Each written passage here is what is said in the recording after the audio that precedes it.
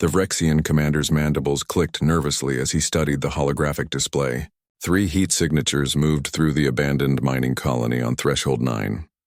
1 human, 1 quadruped, 1 winged creature. His tactical officer had classified them as minimal threat. The commander knew better. "That's him," he hissed, his translator converting the words into galactic standard. Elias Trent. The name alone sent ripples of unease through the bridge crew. Across 12 systems, soldiers whispered stories of the human who walked with beasts that shouldn't exist.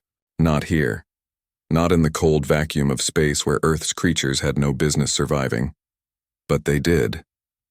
Because humans, as the galaxy was learning, had a peculiar talent for making the impossible bend to their will. Elias Trent crouched behind a corroded ventilation shaft, his weathered hand resting on Fenra's silver-gray fur. The wolf's ears were pinned back, her amber eyes locked on the corridor ahead.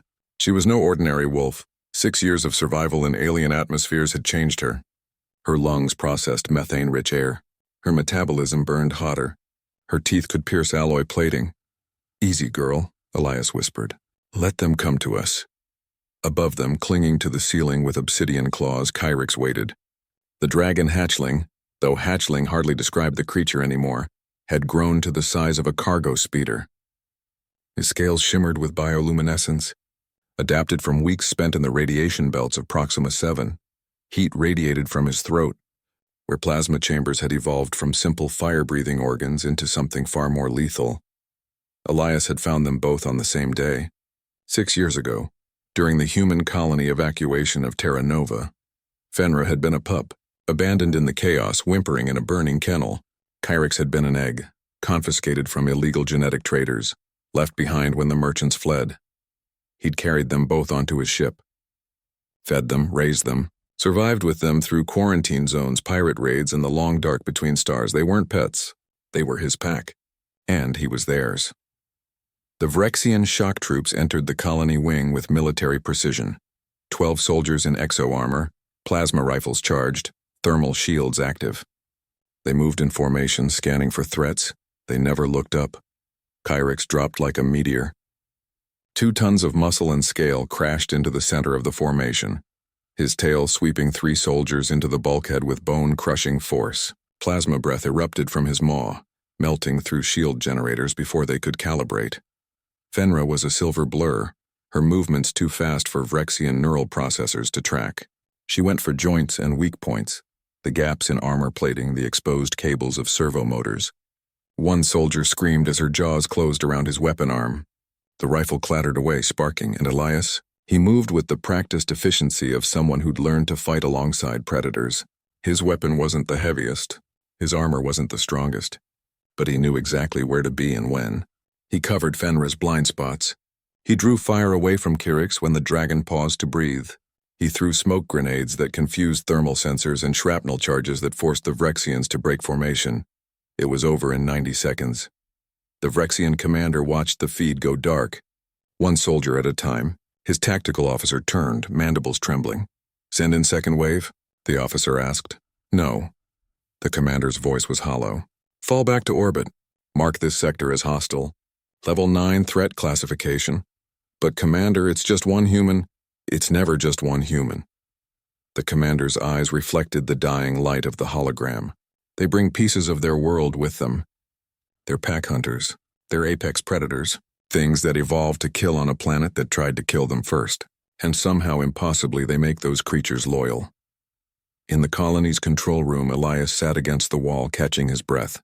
Fenra lay beside him, her head on his lap, tongue lolling. Kyrix curled around them both, his warm scales providing heat in the cold station. "Good work, team," Elias murmured, scratching behind Fenra's ears. She huffed contentedly. He'd never wanted this life. Before the war, before the galaxy opened up to humanity, he'd been a wildlife conservationist. He'd worked with wolves in Yellowstone, helped breed endangered species, advocated for preserving Earth's wild spaces even as humans reached for the stars. Then the Vrexian expansion began. Colonies fell, refugees scattered, and Elias learned that conservation took on a different meaning when you were trying to conserve your own species. But he'd also learned something the aliens hadn't expected. Humans didn't survive alone. They survived in packs and tribes, in families forged not by blood but by choice and loyalty.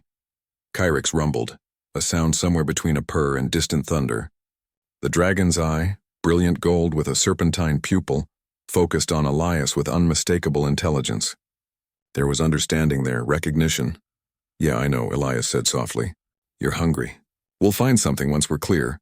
He pulled up his datapad, checking the star charts. 3 more systems to cross before reaching Haven Station, the human holdout where refugees gathered, where children still played despite the war, where people still believed they could carve out a future among the stars.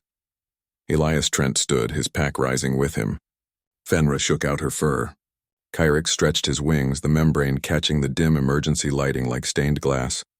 The galaxy had learned to fear them, not because they were the strongest, not because they had the best technology, but because they represented something the carefully ordered, logic-driven species of the Galactic Council couldn't understand. The human capacity to look at a wounded wolf and a stolen egg, and see not resources or weapons but family, and family, as the Vrexians and a dozen other species were discovering, was the most dangerous force in the universe. "Come on," Elias said, checking his rifle's charge. "Let's go home." The pack moved as one, disappearing into the shadows of Threshold 9, leaving only legends in their wake.